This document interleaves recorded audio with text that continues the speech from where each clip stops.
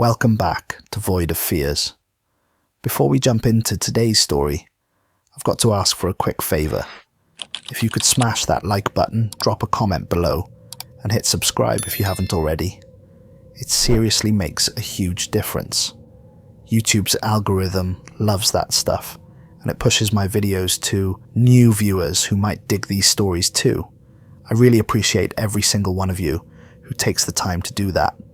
It means the world to me and helps keep this channel growing. Alright, enough of me rambling. Let's dive into today's story.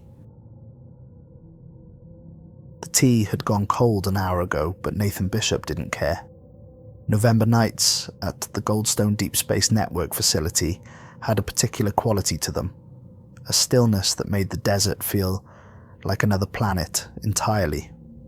The wind had died hours ago, leaving nothing but silence, broken occasionally by the distant cry of a coyote or the mechanical hum of cooling systems working overtime. Outside, the massive radio dishes turned their faces to the sky, listening to whispers that had travelled for millions of years just to die in a computer bank in California. Nathan had always found something poetic about that. All that distance, all that time, just to end up as numbers on a screen that most people would never see or understand. He adjusted his reading glasses and opened his worn notebook. 52 years old, and he still preferred pen and paper for the important things. The things he might need to remember later when the digital world failed him. When servers crashed or files corrupted or someone decided certain information was too dangerous to exist. It was 10:15 p.m. on a Thursday. Voyager 1 had been travelling since before he was born. Launched in 1977 into the infinite dark. He'd been 7 years old when it happened, watching grainy footage on his parents' television, not understanding what it meant but feeling the weight of it anyway. The sense that humanity was reaching out, touching something beyond themselves. Most nights, monitoring its telemetry was like watching paint dry in slow motion. Radiation counts, plasma density, the mechanical heartbeat of a machine so far from home that light from Earth took over 21 hours to reach it. By the time you sent a command, the probe had already moved millions of miles from where you thought it was. It was like trying to have a conversation with the past. Nathan took a sip of cold tea and grimaced. He'd been meaning to get up and make a fresh cup for the last 30 minutes, but something kept him in his chair. Not intuition exactly. More like the feeling you get when you know something is about to change, even if you can't articulate why. The first anomaly appeared at 11:37 p.m. Nathan almost missed it. His mind had wandered to his son's school project, something about the planets. The boy had asked him for help last week, and Nathan had been too busy to give it. Too focused on work, on numbers, on the endless stream of data from a machine that was older than most of his colleagues. Diane had helped instead, and Nathan had seen the disappointment in his son's eyes even though the boy tried to hide it. But a number on the screen caught his eye, and he leaned forward, squinting through his smudged glasses. The plasma wave subsystem was showing a temperature spike, 75,000 Kelvin. He blinked, ran the number again in his head. That was hot, far hotter than anything in interstellar space should be. The void between stars was cold, just a few degrees above absolute zero. It was the coldest place in the universe, colder than anything humans could create artificially, and yet Voyager was detecting heat, a lot of heat. He watched the number climb. 100,000, 120,000, 150,000. His first thought was instrument malfunction. Had to be. Voyager was 47 years old, its components subjected to decades of cosmic radiation, temperature extremes, and the general wear of existing in the harshest environment imaginable. It was a miracle the thing still worked at all. His hand moved to the phone before his conscious mind caught up. Helen Frost answered on the fourth ring, her voice heavy with interrupted sleep. "Someone better be dead, Nathan." Voyager's seeing something, temperature readings that don't make sense. Silence, then the rustle of sheets, the click of a lamp. When she spoke again, her voice had changed. Sharper, focused. What kind of readings? 75,000 Kelvin and climbing in interstellar space. That's not possible. I know. Send it to me. He forwarded the data stream and waited, listening to the distant sound of her typing. The seconds stretched. His eyes never left the monitor, watching the numbers climb with impossible steadiness. 180,000, 200,000, 250,000. That's not right, Helen said finally. All the sleep had drained from her voice. Nothing generates that kind of heat in deep space. Not unless we're looking at a star. And there's nothing out there. We've mapped that region. It's empty. I know. Are your systems functioning correctly? I've run diagnostics 3 times. Everything checks out. Another pause. He could hear her breathing. Could imagine her sitting in her bedroom in the dark, staring at her laptop screen, trying to make sense of numbers that violated everything she understood about the universe. I'm coming in, she said finally. The line went dead. Nathan set down his phone and stared at the screen. 150,000 Kelvin. 180,000. 200,000. The number kept climbing with the patient inevitability of a nightmare. He called Walter Crane next. The project director lived 20 minutes away but promised to be there in 10. Nathan spent the waiting time running every test he could think of, hoping desperately to find a malfunction, an error, anything that would explain what he was seeing. The diagnostic software came back clean every time. All systems nominal. Voyager 1 was functioning perfectly, which meant the impossible thing on his screen was real. At 12:04 a.m., the temperature reading hit 380,000 Kelvin and stabilized. Nathan felt sweat beading on his forehead despite the facility's aggressive air conditioning. At that temperature, tungsten would vaporize, steel would turn to gas. Nothing in interstellar space should be that hot. Nothing natural anyway. Walter arrived 14 minutes later, his silver hair standing up in wild tufts, his shirt buttoned wrong. He didn't say anything, just stood behind Nathan's chair and stared at the screen. His hand gripped Nathan's shoulder, tight enough to hurt. For a long moment, neither of them spoke. The observation room was quiet except for the hum of equipment and the whisper of forced air through ceiling vents.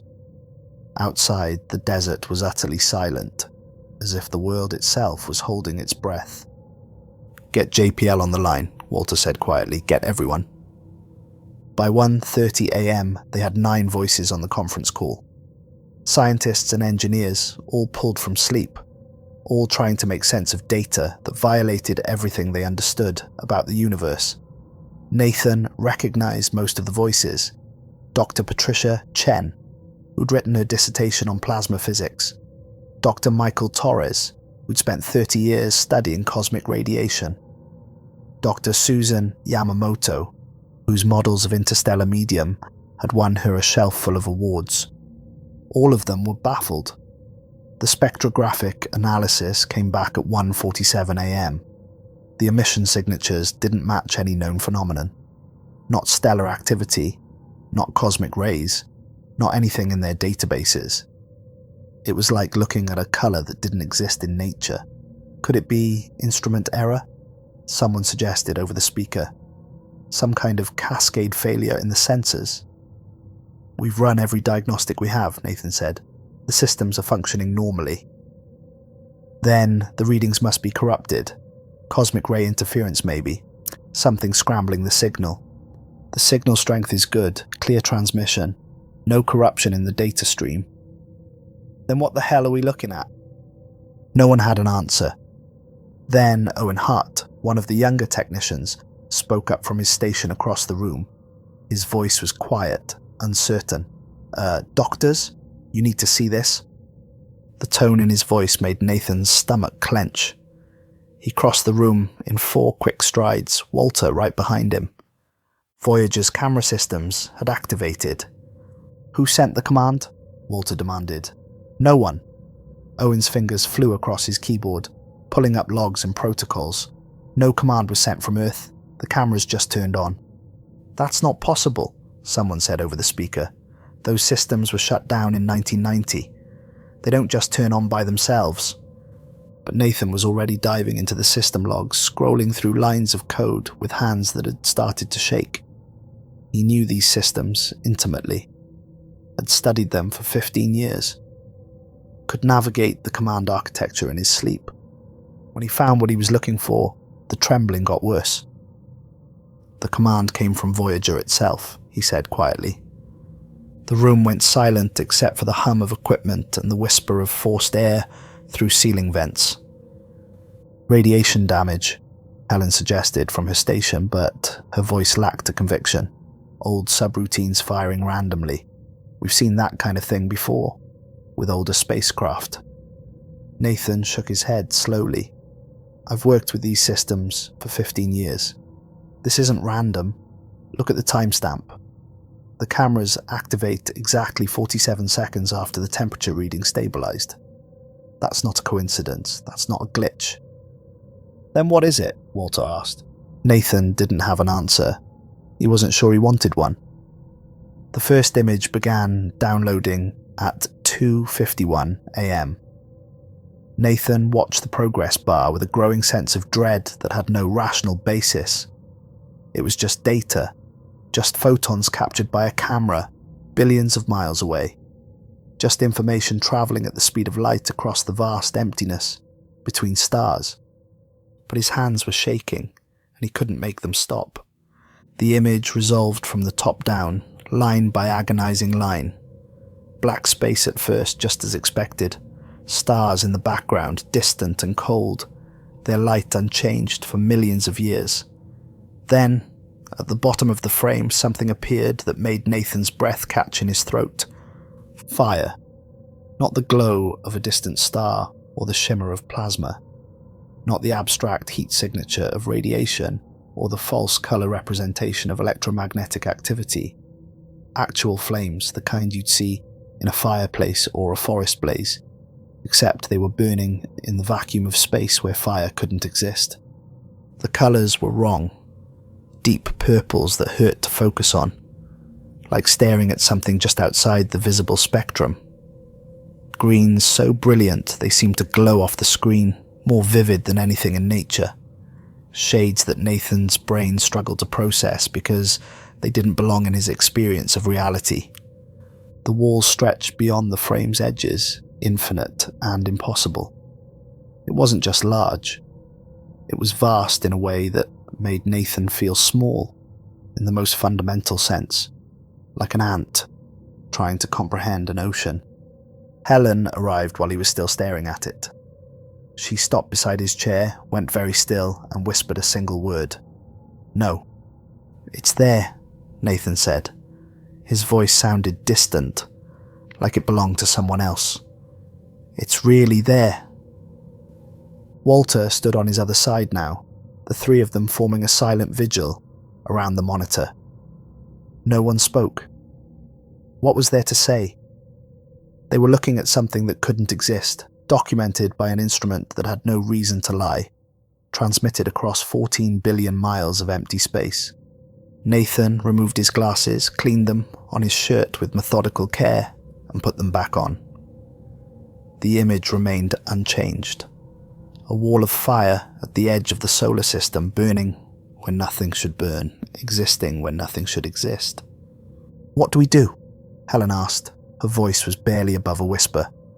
"I don't know," Walter said. Then, after a long pause, "We keep this quiet." Nathan's head snapped around. "What?" "Just until we understand what we're seeing. 24 hours, 48 at most."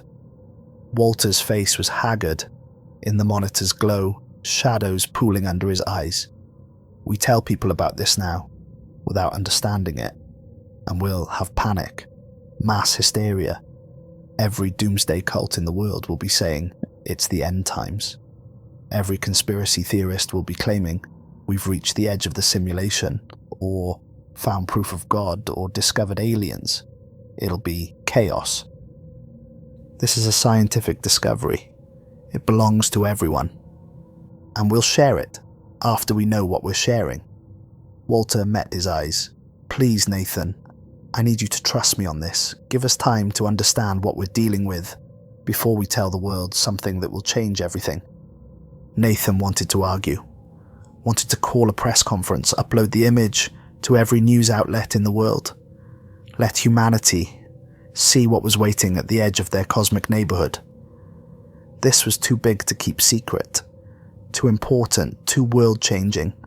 But he thought about his son, about the fear he'd see in those young eyes when he learned that the universe wasn't what he thought it was, about the riots and the chaos and the world tearing itself apart before they even understood what they were looking at, about people making terrible decisions based on incomplete information and fear. 48 hours, he said finally. Then we tell people. Walter nodded. 48 hours. The public cover story went out at 6 a.m. Routine maintenance on the Deep Space Network. Nothing to see here. Just another day of keeping humanity's oldest space probe connected to home. By then, Nathan had been awake for 24 hours straight, and his hands wouldn't stop shaking. He went home that morning because Walter ordered him to. The drive felt surreal, like he was moving through a dream. The world looked the same as it always had. People going about their morning routines, coffee shops opening, traffic building on the highways, everyone living their lives in blissful ignorance of what was waiting at the edge of everything they knew. Diane was making breakfast when he walked in, and the normalcy of it, the simple domesticity of eggs and toast and coffee, almost broke him. His son ran to him, excited about a test he'd aced, and Nathan hugged him too tight and too long. "Dad, you're squishing me," his son laughed. "Sorry," Nathan said, forcing himself to let go. "I'm just proud of you, really proud." At the table, Diane studied his face. She knew him too well, could read the exhaustion in his eyes, the tension in his shoulders. "You look terrible. When's the last time you slept?"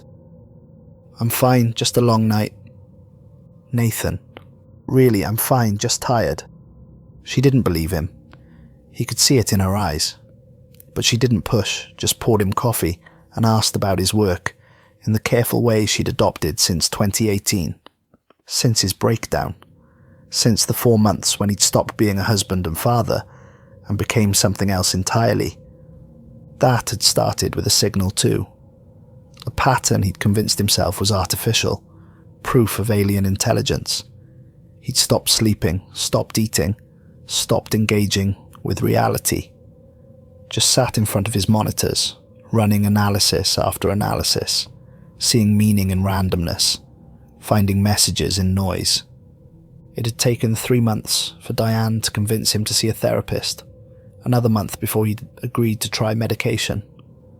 The diagnosis had been some combination of anxiety, depression, and obsessive-compulsive disorder, all triggered by stress and exhaustion and the weight of spending every day staring into the infinite void.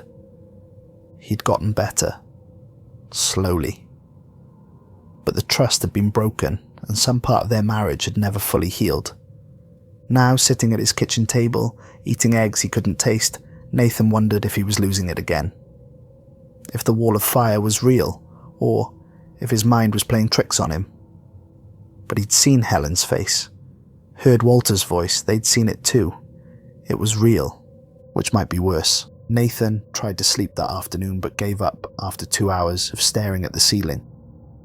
His mind wouldn't stop working, wouldn't stop seeing that image. The fire burning in the void, the colours that shouldn't exist. Every time he closed his eyes, he saw it. At 3 p.m, he gave up and drove back to the facility. More images had arrived while he was gone, 19 of them, each clearer than the last, each more impossible. Helen was still there, looking like she hadn't moved from her station. Her hair was dishevelled, her eyes red-rimmed. She'd pulled up multiple images, on the main screen arranged in a grid. "Look at this," she said when Nathan approached. She didn't bother with pleasantries. "These aren't random flames, there's geometry here, precise angles, structures that span thousands of miles." Nathan studied the images. She was right. What had looked like chaos at first glance revealed itself to be something else entirely when you looked closely. Order, purpose, design. The structures repeated. Not exactly, but with variations on a theme. Like architecture, like something built. "It's not a natural phenomenon," he said. "No," Helen agreed quietly, "it's not." They spent the next hour measuring features, running calculations, trying to make sense of what they were seeing. The structures were massive, larger than planets. Some of them were geometric, perfect angles and straight lines. Others were curved, flowing, organic in a way that made Nathan think of art more than engineering. And all of it was on fire, burning with that impossible flame in the vacuum of space. What could build something like this? Helen wondered aloud. Nathan didn't answer. He didn't have an answer.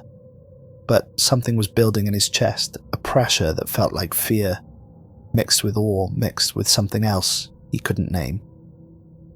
Over the next 3 days, Nathan lived at the facility. He slept in his office chair when exhaustion forced him to, woke up disoriented with his neck aching and his back screaming, and immediately checked for new transmissions. He ate vending machine food that tasted like cardboard, drank coffee that had been sitting on the burner too long, lost track of time in the artificial light of the observation room. The world outside continued on in ignorance while they studied something that rewrote everything humanity thought it knew about the universe. More scientists arrived. More analysis was done. The temperature readings remained stable at 380,000 Kelvin.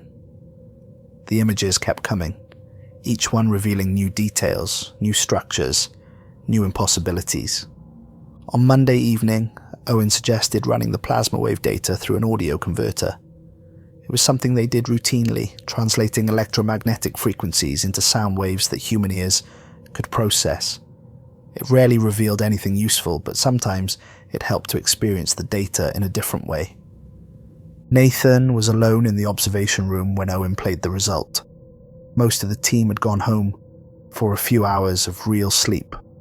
Walter had ordered them to maintain shifts to avoid burnout, but Nathan had stayed. He slipped on the headphones, expecting the usual weird whistles and pops, the chaos of particles interacting in the void, the strange music of cosmic rays and solar wind, and electromagnetic interference. Instead, he heard breathing, in and out, deep and slow, the rhythm of something alive, something vast, drawing breath in the darkness between stars. His hands went numb. The headphones felt too heavy, pressing against his skull. He pulled them off and sat in the sudden silence of the observation room, staring at nothing, feeling his heart hammer in his chest. He played it again. The pattern was undeniable, not random fluctuations, not instrument noise, a rhythm, a pulse, a living thing. He reversed the audio. Same pattern. He changed the speed. The rhythm persisted, patient and eternal. He filtered out different frequency ranges. The breathing remained fundamental and unavoidable. This wasn't random. This was communication, or a warning, or both. Nathan sat in the darkness for a long time, listening to that sound. The breathing of something so vast it defied comprehension. Something that existed at the edge of the solar system.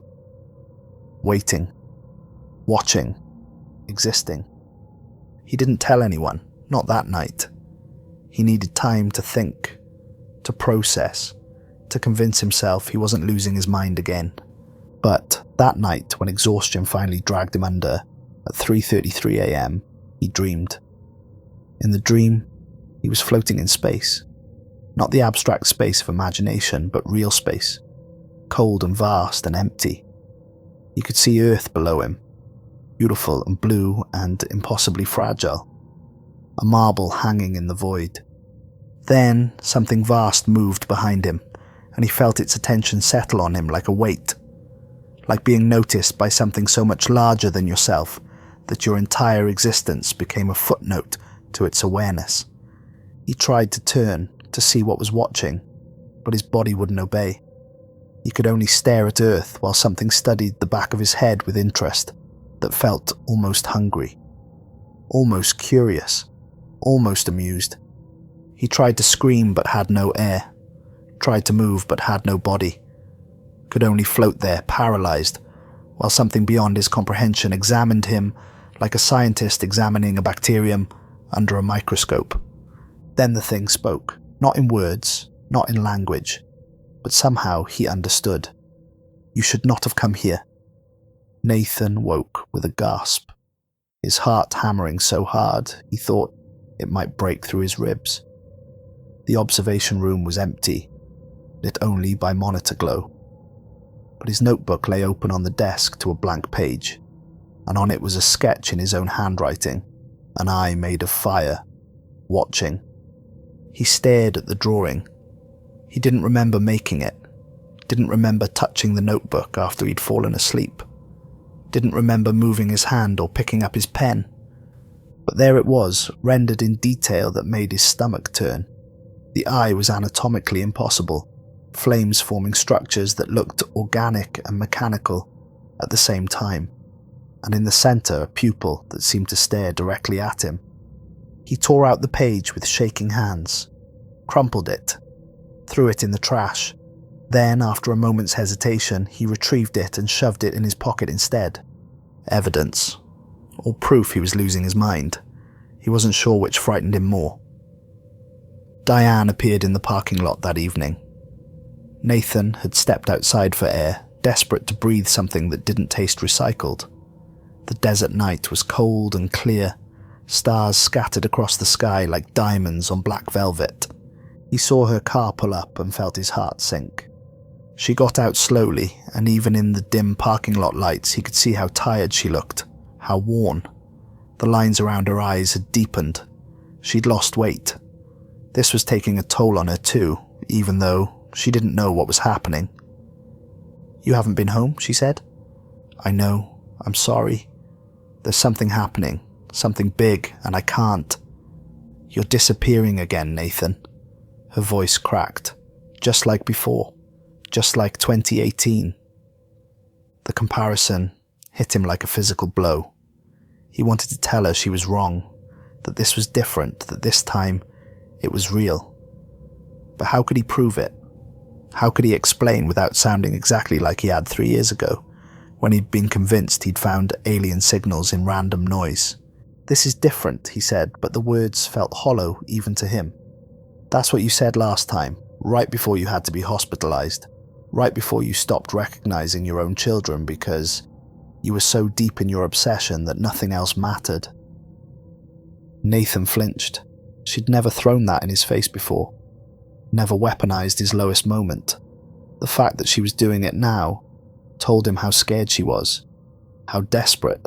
"Diane, I can't explain without sounding insane, but I promise you." "Then don't explain. Just come home, please. The kids need you. I need you. Whatever you think you're seeing, whatever you think you're discovering, it's not worth destroying our family again." He wanted to. God, he wanted to go home, pretend the wall of fire didn't exist, go back to a world where the universe made sense, and his biggest worry was helping his son with homework. But even as the thought formed, he knew he couldn't. This was too big, too important. If he walked away now, if he let someone else handle it, he'd never forgive himself. And if he was wrong, if he was losing his mind again, then at least he'd know. At least he'd have tried.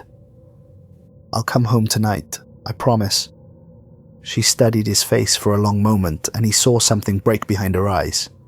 Some last reserve of trust or hope or patience finally giving way.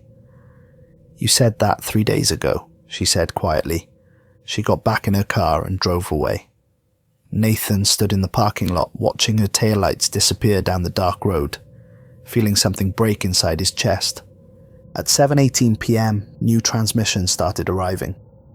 Nathan was back at his station, and he knew before checking the timestamps that he'd broken his promise to Diane. Again. He called her anyway. She answered on the third ring, but didn't say anything. Just waited. "I'm sorry," he said. "This time it's different. This time it's real." Silence on the other end. Then, so quietly he almost didn't hear it. "That's what scares me most, that you believe it." She hung up. Nathan sat holding his phone, staring at the dark screen, listening to the hum of equipment and the whisper of air conditioning. By Wednesday morning at 1:44 a.m, the math had become undeniable. Voyager 1 was 157 astronomical units from Earth, over 14 billion miles. The phenomenon was approximately 3.6 astronomical units away. At Voyager's current velocity of roughly 38,000 miles per hour, contact would occur in 10 days. 10 days until the probe humanity had sent into the void 47 years ago would reach the wall of fire and either pass through it or be destroyed by it. The meeting was tense. Walter stood at the head of the conference table, looking like he'd aged 10 years in the past week. His hands shook slightly as he poured coffee. His eyes were bloodshot. He'd stopped going home entirely, just catnapped in his office between crisis meetings. "We need to decide," he said without preamble. "Do we try to alter Voyager's trajectory?" "We can't," Helen said. She had a stack of printouts in front of her, calculations and projections. "The probe's maneuvering fuel is nearly exhausted. We might be able to nudge it a fraction of a degree, but not enough to matter, not enough to avoid the phenomenon.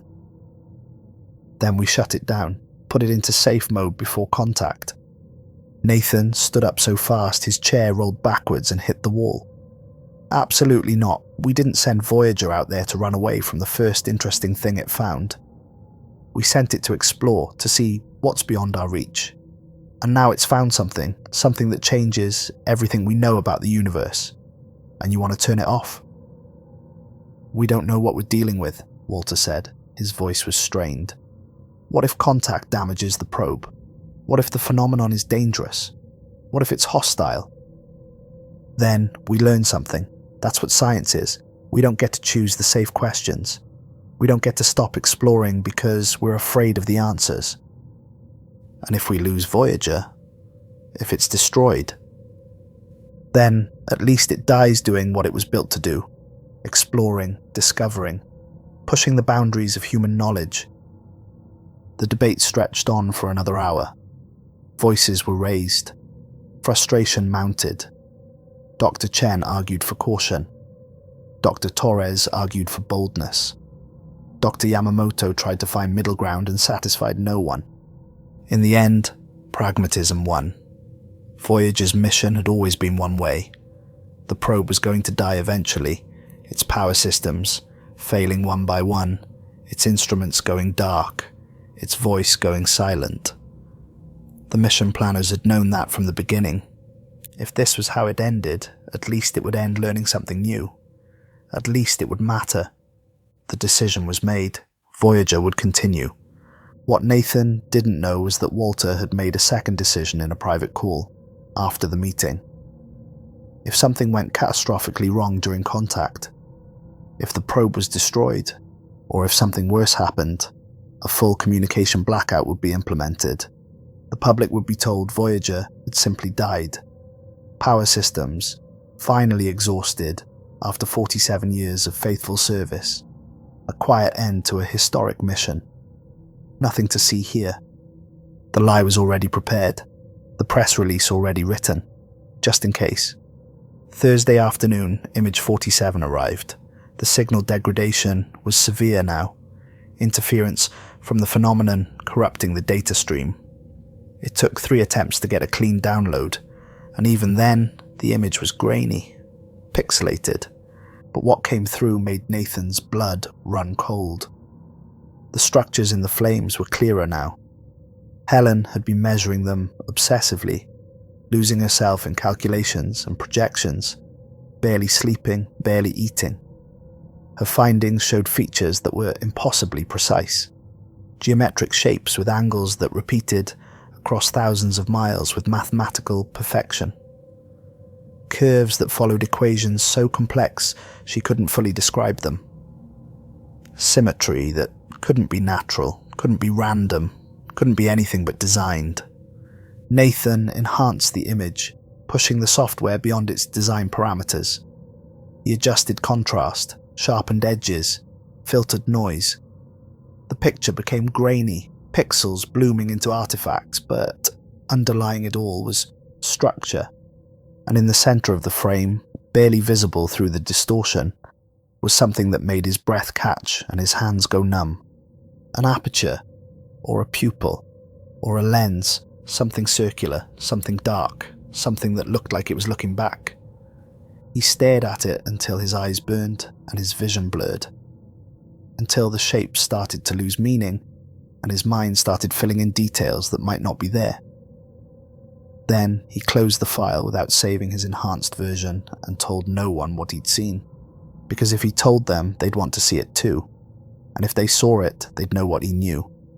That something was watching Voyager approach, something was waiting, and whatever it was, it had noticed them. That night, sleep was impossible.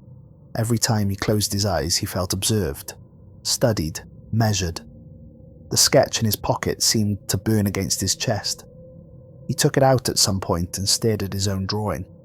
The eye made of fire stared back, and Nathan couldn't shake the feeling that somewhere, billions of miles away, something was returning his gaze. Friday morning brought the decision that would change everything. The proposal came from Dr. Elizabeth Moore at JPL. Nathan had never met her in person, but he knew her reputation. Brilliant physicist, groundbreaking theories, a mind that could see connections others missed. If this was an intelligent phenomenon, she argued, shouldn't they try to communicate? The debate was furious. The conference call lasted 3 hours. Voices overlapped, tempers flared. Scientists who normally maintain professional courtesy shouted over each other. Nathan voted against it. We don't know what we're talking to. We don't know if it wants to be talked to. We could be making a catastrophic mistake. We could be inviting something in. Or we could be missing the opportunity of a lifetime, Dr. Moore countered. The chance to make first contact, to prove we're not alone in the universe. Isn't that worth the risk? Not if the risk is everything. But he was outvoted 7-2. The decision was made. The transmission was prepared with meticulous care. Simple concepts that any intelligence should recognize. Basic principles of physics and chemistry expressed in the universal language of mathematics. Hydrogen, the most common element in the universe. Pi, the ratio that appears everywhere from circles to quantum mechanics. Then, at the end, a message in binary code. We come in peace, we are from Earth. 43 characters, simple, direct. The same kind of message humanity had been sending into space for decades, hoping someone would hear and respond. Nathan watched them send it at 2:37 p.m. on Friday. Watched the transmission status bar fill up. Watched the confirmation that the signal had been sent. Watched the data stream away at the speed of light. The message raced across the void, crossing the vast distance between Earth and the phenomenon. If something received it and chose to respond immediately, they would know in approximately 21 hours. The waiting was excruciating. Nathan couldn't eat. His stomach had tied itself into knots that no amount of antacids could ease. He tried to work, to focus on other tasks, but his mind kept returning to what they'd done. They had announced humanity's presence to something vast and unknown, something that burned where fire couldn't exist, something that had reached into Voyager's systems and activated cameras that had been dead for 34 years, something that was watching, and now they'd told it exactly where to find them. Saturday morning at 10:57 a.m, the response came. Owen saw it first. I'm getting a signal, but it's not radio. It's cosmic rays, high-energy particles arranged in pulses. Can you decode it? Walter asked. He'd been pacing for the last hour, unable to sit still. Working on it. Nathan crossed to Owen's station and watched over his shoulder as the young technician ran the data through translation programs. The pulses had structure, rhythm, meaning. But what meaning? The particles were arriving in groups, short bursts separated by precise intervals. Not random cosmic radiation, but deliberate signals, energy organized into information. Owen tried different decoding schemes. Binary, hexadecimal, prime numbers, mathematical sequences. Nothing worked at first. Then he tried treating it as image data, pixels arranged in a grid. The answer appeared on screen 3 minutes later, and the room went silent. The pulses formed an image, not abstract, not symbolic, photographic. Earth, their planet, rendered in perfect detail. The continents were clearly visible, shaped exactly as they appeared from space. The oceans were the right shade of blue. The ice caps gleamed white at the poles. Cloud patterns swirled in the atmosphere, accurate to the current weather systems. And overlaid on it all, precise latitude and longitude lines marking out the globe with mathematical exactness. Whoever or whatever had responded didn't just know Earth existed. It knew exactly where Earth was. Could locate it down to coordinates that could pinpoint a city block. Could probably find an individual building, if it wanted to. 9 scientists stood around the monitor, staring at the image of their home planet as seen by something that shouldn't exist. No one spoke. The only sound was the hum of equipment and someone's ragged breathing. Nathan realized it was his own. He thought about the message they'd sent. "We come in peace, we are from Earth." And the response they'd received, a picture of Earth with precise coordinates. Not hello, not we receive your message, not we come in peace too, just we know where you are. "We need to tell people," Nathan said finally. His voice came out hoarse, barely above a whisper. "We need to warn them." "Warn them about what?" Walter's voice was sharp, edged with panic he was trying to control. "That something at the edge of the solar system knows where we are? That'll cause worldwide panic. Riots. The collapse of society. People will lose their minds. So we just keep quiet, sit on this while we hope it doesn't decide to come closer. Hope it doesn't do something worse. Until we understand what we're dealing with, yes, we have to." Nathan wanted to argue, but what could he say? What comfort could he offer the world if they did reveal this? What hope? They'd announce themselves to something unknown, something vast, something that had the power to map Earth from billions of miles away with perfect precision. And it had responded not with friendship, but with a demonstration of knowledge, of capability, of threat. He thought about his son, his daughter Diane. Thought about them going about their lives, ignorant of the fact that something was watching their planet from the darkness. That humanity had reached out into the void and something had reached back. Maybe ignorance was kinder. Maybe Walter was right. Maybe knowing would only make things worse. But Nathan didn't believe it. He'd never believed it. "We're making a mistake," he said quietly. "People deserve to know. People deserve to not die in riots or mass suicides or nuclear wars, started by religious extremists who think this is the apocalypse." Walter shot back.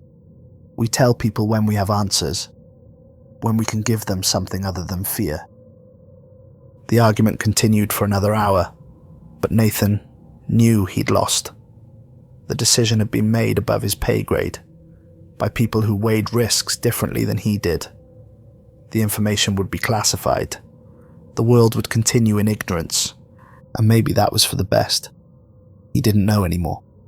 Sunday at 5:23 p.m, Voyager 1 crossed the threshold. Nathan was at his station when it happened, surrounded by the full team now. Everyone who'd been working on this had come in for the moment of contact. Helen stood to his left, Owen to his right, Walter behind them all, hands gripping the back of Nathan's chair. The telemetry went haywire immediately. Temperature readings spiked beyond the instrument's ability to measure. Maxing out the sensors, at over 2 million Kelvin. Plasma wave activity went off the charts. Magnetic field readings fluctuated wildly. Transmission times became erratic, signals cutting out for seconds, then minutes. The data stream looked like static, corrupted beyond recognition. Nathan's heart hammered as he watched the numbers scroll past. Meaningless noise where there should have been information. But somehow, impossibly, the probe continued to function. Systems that should have melted or vaporized or simply ceased to exist kept working. Voyager was surviving conditions that should have destroyed it instantly. At 5:47 p.m, one final clear image transmitted. Voyager had turned its camera, pointing back the way it had come. The perspective showed the vast distance the probe had travelled, the emptiness it had crossed. And there, in the distance, impossibly far but still visible, was the sun. Their sun. A tiny point of light in the vast darkness. Home. Nathan stared at that image, feeling something break inside his chest. That small light represented everything. Every person who'd ever lived. Every word ever spoken. Every song ever sung. Every triumph and tragedy. Every love and loss. Every moment of beauty and horror in human history. All of it circling that tiny distant star. All of it contained in that pinprick of light. And Voyager was leaving it behind, plunging into the fire, crossing a boundary that might not be meant to be crossed. "Godspeed," Helen whispered beside him. The image held for 37 seconds.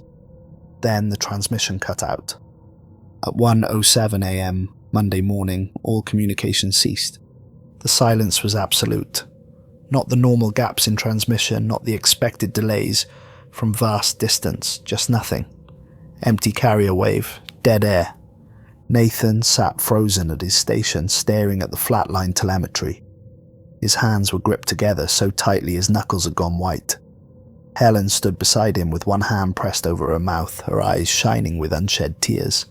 Owen's fingers hovered uselessly over his keyboard, as if typing commands could somehow bring Voyager back. Walter had his head in his hands, shoulders slumped in defeat or resignation or grief. The quiet stretched out. 5 minutes, 10, 15. People started to speak, to offer theories or condolences, to try to make sense of what they were seeing. Nathan raised his hand without looking away from the screen. "Wait." Something in his voice made them stop, made them hold their breath and stare at the monitors, and hope against hope that this wasn't the end. At 1:26 a.m. the signal returned, but it was wrong. Nathan knew it immediately, felt it in his gut like a physical blow. The carrier frequency had shifted slightly, optimized in ways that Voyager's decades-old systems shouldn't have been capable of. The encoding protocol had changed, become more efficient, more elegant, more advanced, as if something had improved it, as if something had taken Voyager apart and put it back together better than it had been before. "That's not possible," Helen whispered. "Those systems can't upgrade themselves. They're hardwired, fixed. There's no mechanism for self-modification." But they were seeing it happen. The data stream was cleaner than it had ever been. Signal strength was stronger. Error correction was more sophisticated.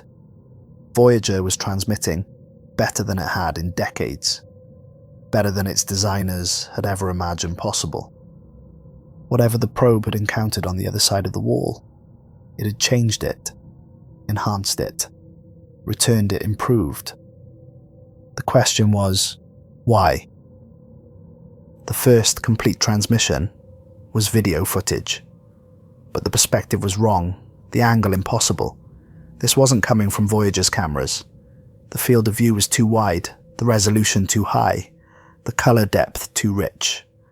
This was coming from something else, something that was using Voyager as a relay, as a messenger, as a way to show them what it wanted them to see. The footage showed their solar system from outside. Not an artist's conception or a computer simulation, but actual footage. Real images captured from a perspective that shouldn't exist. The sun burned in the center, a bright point of nuclear fire. The planets were visible as tiny dots tracing their ancient orbits. Mercury and Venus, close and hot. Earth and Mars, small and blue and red. The gas giants beyond, massive and distant. All of them moving in their cosmic dance, the same dance they'd been performing for billions of years. Earth was barely a pixel in the image, but Nathan could find it instantly. He'd spent a lifetime studying that pale blue dot, that fragile island of life in the vast cosmic ocean. As they watched, the perspective began to pull back. Slowly at first, then accelerating. The solar system shrank. The planets became harder to distinguish. The sun became just another star among the billions in the galaxy. But the camera kept pulling back. Farther. Farther. Until individual stars became indistinguishable, merging into the general glow of the galactic disk. Until the spiral arm of the Milky Way came into view, a river of light flowing through the darkness. And still the perspective pulled back. The galaxy shrank, became one of many. The local group appeared, galaxies bound together by gravity, circling each other in a dance that would last until the end of time. Then, the supercluster, thousands of galaxies arranged in vast filaments and voids. Still the camera pulled back. Then, Nathan saw them. Other lights, not stars, not galaxies, something else. Thousands at first, then millions, then too many to count. Other star systems, other galaxies, spreading out in every direction as far as the camera could see. And around each one, visible at this impossible distance, were walls of flame. Every star system, every galaxy, every cluster and supercluster, every place where light gathered and planets formed and life might exist.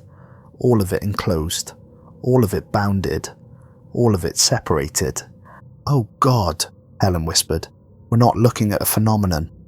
We're looking at a prison." Nathan understood then with a clarity that was almost painful. The walls of fire weren't natural. They weren't some cosmic accident or unexplained physics. They were boundaries deliberately placed and carefully maintained by something with the power to reshape reality itself. The universe wasn't infinite and open. It was divided into cells, each one isolated from the others. Each one contained, each one watched. And something vast beyond comprehension was keeping it that way. "This is a zoo," Dr. Torres said from somewhere behind them, "or a nature preserve. We're not supposed to leave our enclosure." "Or maybe it's quarantine," Dr. Yamamoto added. "Maybe there's something worse out there, something so dangerous that these walls are the only thing keeping us safe." "Or maybe," Owen said quietly, "we're the dangerous ones. Maybe these walls are here to keep us in." No one responded, because all three theories could be true, or none of them. They had no way of knowing, no way of understanding the motivations of something that could cage entire galaxies. At 1:43 a.m., the final transmission arrived. Simple text in RCI code, the most basic form of digital communication. The kind of message that any computer system could decode, that any intelligence could understand. Nathan read it aloud, his voice breaking on the last word. "Not alone, never alone, do not send more." Then, silence. Permanent, absolute silence. The carrier wave flatlined. The data stream ended. Voyager 1, which had travelled for 47 years, and 14 billion miles, which had shown humanity the wonders of Jupiter's storms and Saturn's rings, which had discovered moons and mapped magnetic fields, and carried the hopes and dreams of an entire species into the infinite dark, was gone. The observation room erupted. People talking over each other, voices raised in confusion and fear and wonder, questions without answers, theories without evidence, everyone trying to make sense of something that defied sense. Nathan sat silent through it all, staring at those 3 sentences on his screen. "Not alone," They had never been alone. The universe was full of life, full of intelligence, full of others who had reached out and found the walls just like humanity had. Never alone. Humanity had company in their cell. Or maybe the message meant something darker. That the Watchers were always there, always observing, always present even when unseen. Do not send more. A warning, a command, a plea. Don't send more probes.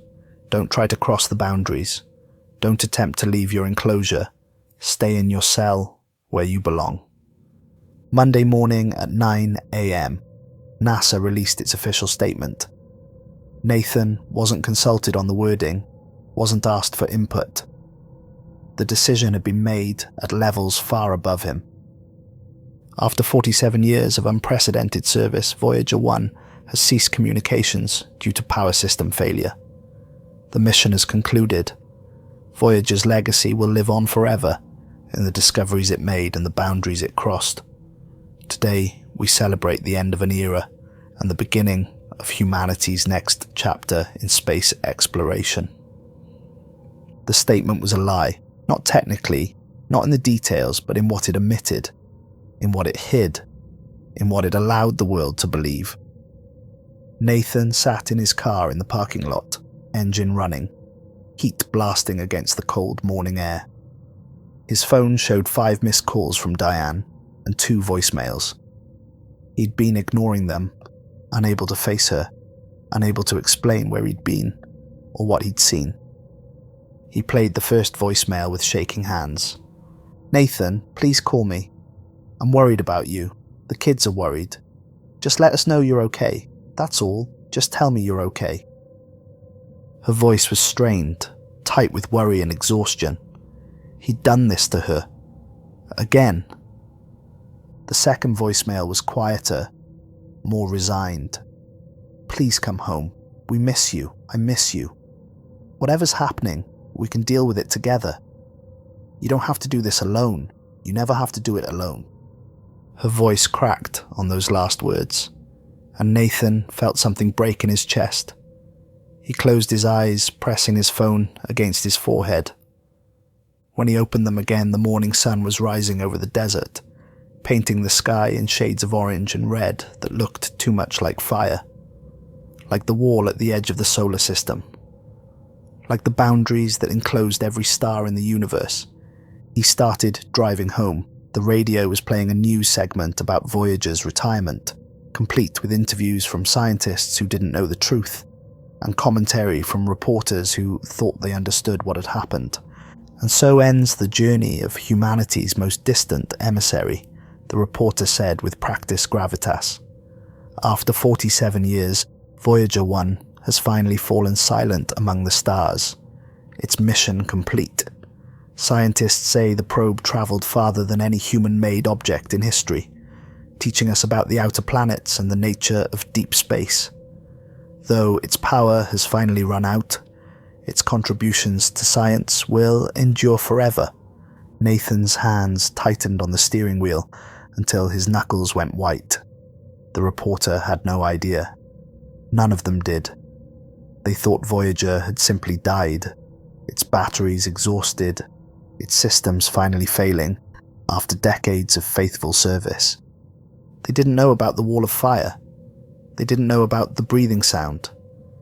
They didn't know that every star system in the universe was enclosed in a cage made of impossible flame, and something vast and patient and utterly alien was maintaining those boundaries.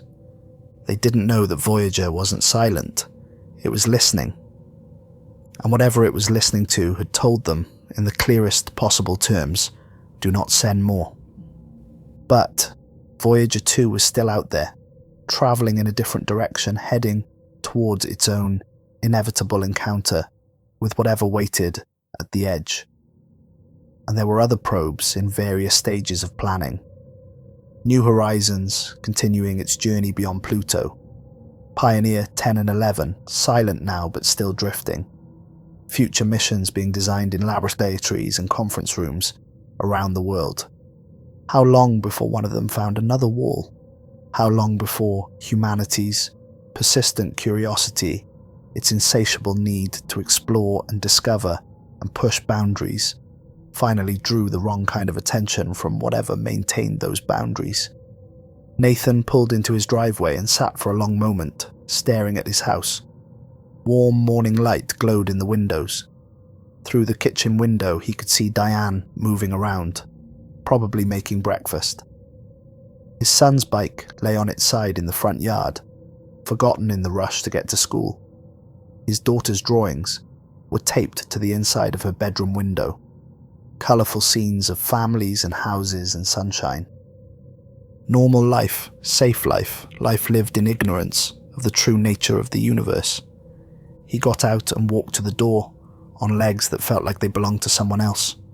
It opened before he could reach for the handle.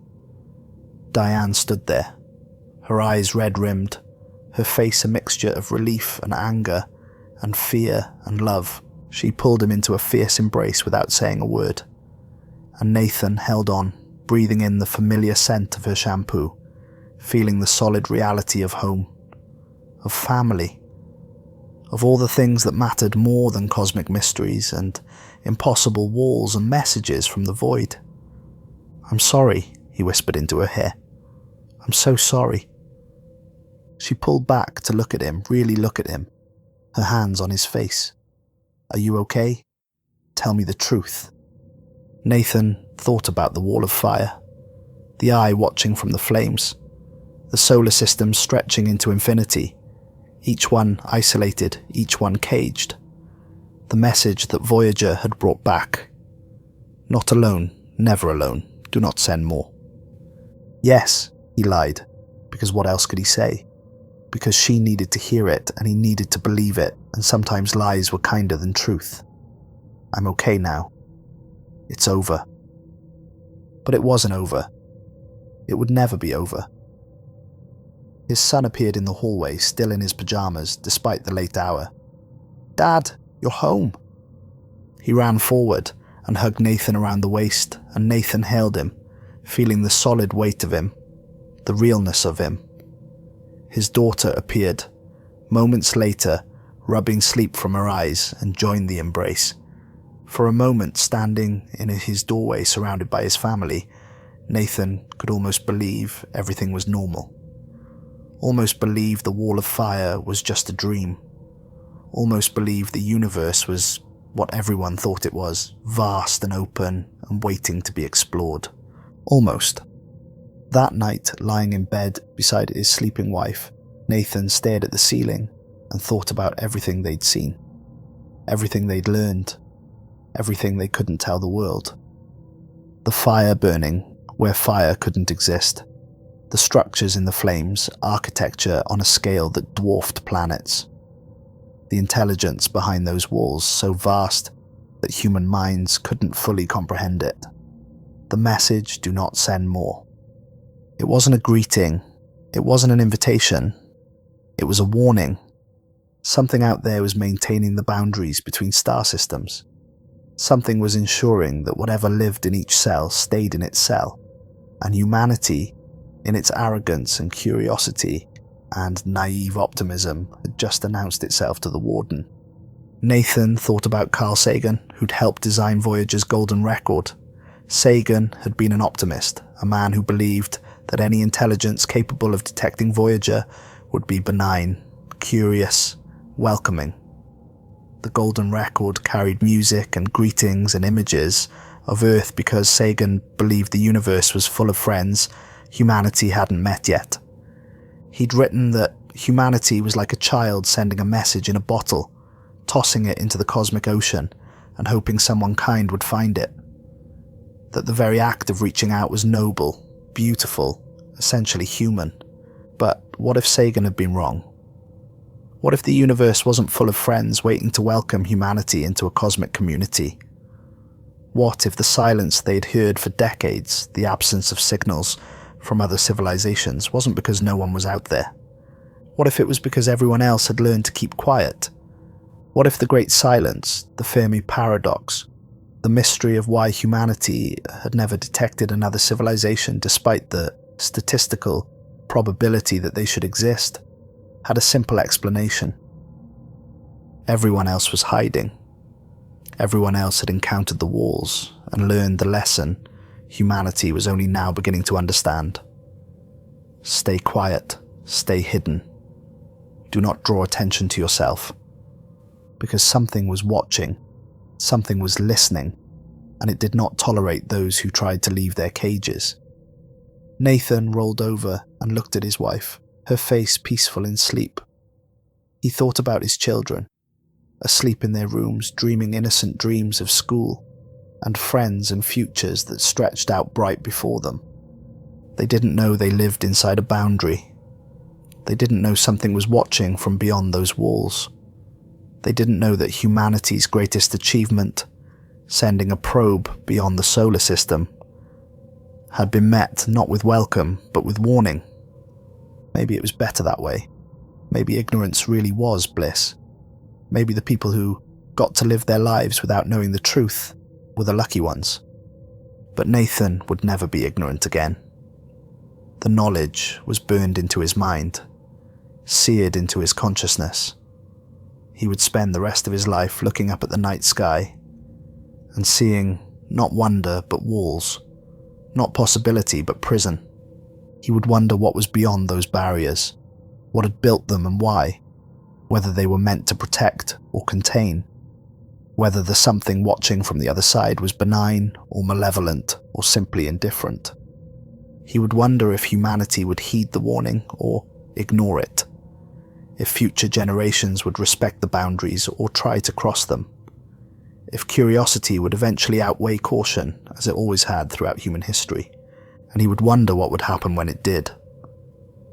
In the darkness of his bedroom, with his family sleeping and the world turning on in its peaceful ignorance, Nathan Bishop closed his eyes and saw fire. Fire burning in the void. Fire marking boundaries that stretched across the entire universe. Fire keeping humanity and every other civilization locked in boxes they'd never known existed until they'd tried to leave. And somewhere, impossibly far away, in the space between stars where light took hours to travel and cold was absolute, Voyager 1 tumbled silently through the dark beyond the wall. It carried its golden record with Chuck Berry's music and greetings in 55 languages and images of Earth. It carried humanity's message of hope and peace. And now it carried something else, a warning, a boundary marked and understood. A line drawn in the cosmic sand that said, "This far and no farther." The universe was not empty. The universe was not silent. The universe was not waiting with open arms to welcome humanity, to a galactic community of peaceful, enlightened beings. The universe was divided. The universe was contained. The universe was watched. And it had made its position devastatingly, terrifyingly clear. Do not send more. Nathan opened his eyes in the darkness. Tomorrow he would go back to work.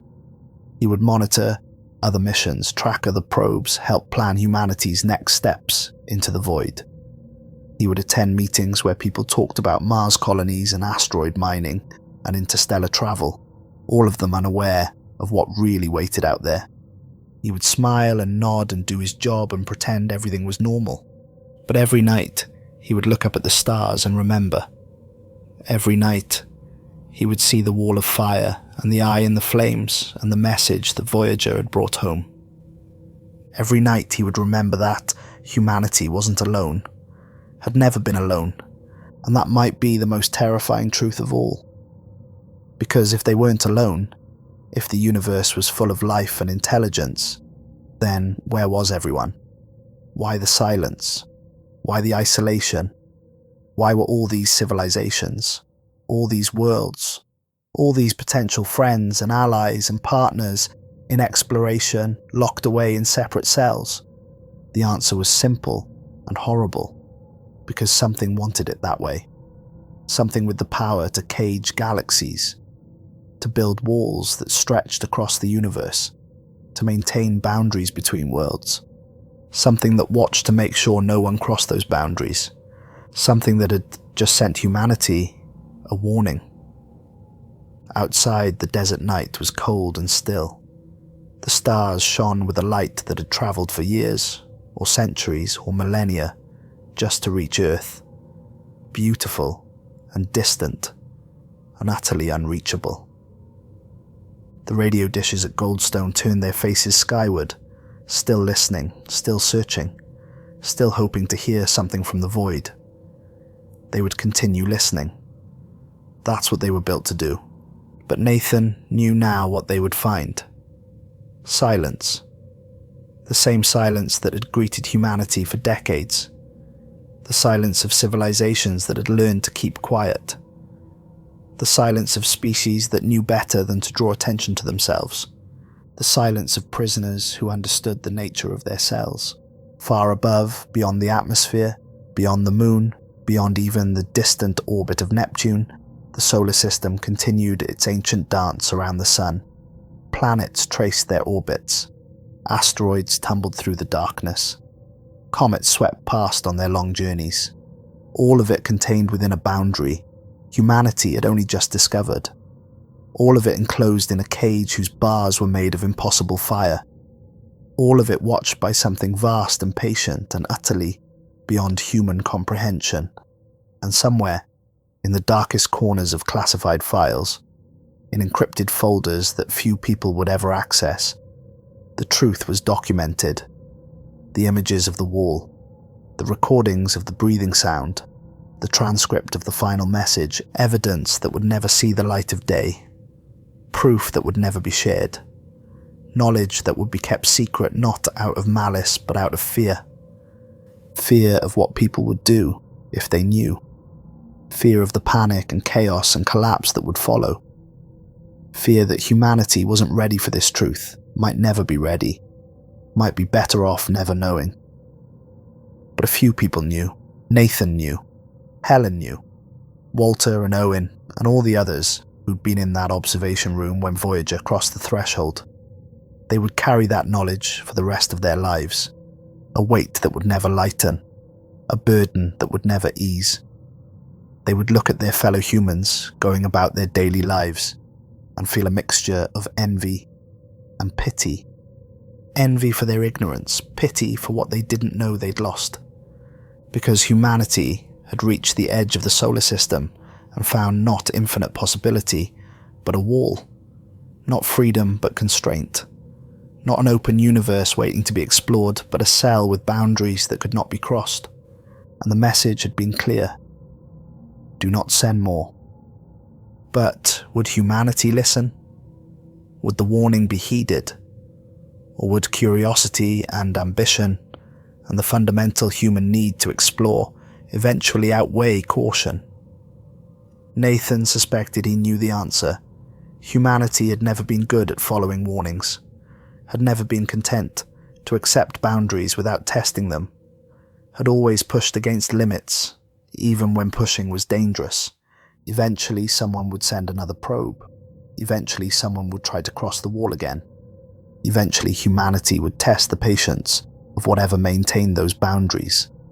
And then they would learn whether the warning had been a courtesy or a threat, whether the walls were meant to protect or contain, whether the something watching from beyond was guardian or jailer. Nathan closed his eyes and tried to sleep, but all he could see was fire. All he could hear was breathing. All he could feel was the weight of eyes watching from the darkness between stars.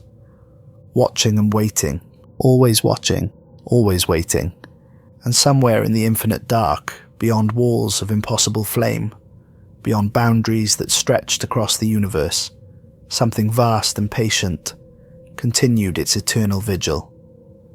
Making sure everything stayed in its place, making sure no one crossed the lines, making sure the order it had imposed on the cosmos remained intact.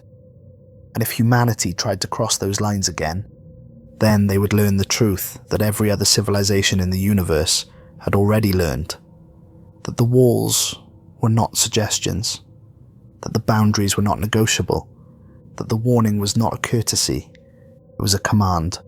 Do not send more, or face the consequences, the end. But not really, because Voyager 2 was still out there. New Horizons was still travelling. Pioneer 10 and 11 were still drifting through the void, and humanity, stubborn and curious and endlessly optimistic despite all evidence to the contrary, would continue reaching out, continue exploring, continue pushing boundaries, until eventually, inevitably, they pushed too far. And then the real story would begin.